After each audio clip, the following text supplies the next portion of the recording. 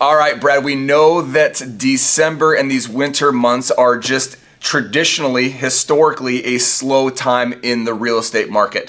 What does that kind of mean? Well, it can mean a few different things depending on if you're a buyer or a seller. But in general, there's going to be a lot less inventory in the December, November, January months. Also, a lot less buyer activity as well. So the good news is for the buyers, it's typically a really good time to get a good deal.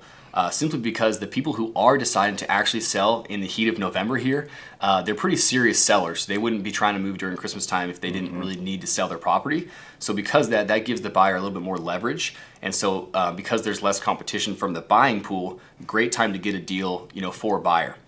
As a seller, you might think, okay, well, then I probably won't list my property in December.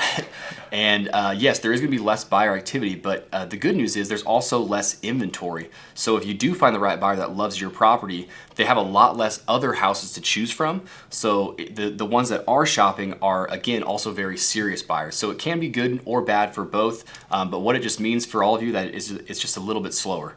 Yeah, it's just very specific to the property, like most real estate. It can be a pro or a con on the buying or the selling side right now, because as Brad touched on, we do see lower inventory, but at the same time, we do see lower demand as well. So it really just depends on your individual situation.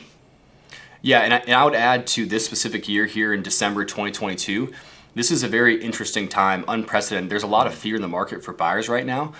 So if I was advising, it would be case by case, but I think that things are going to hopefully lighten up here a little bit more coming towards spring.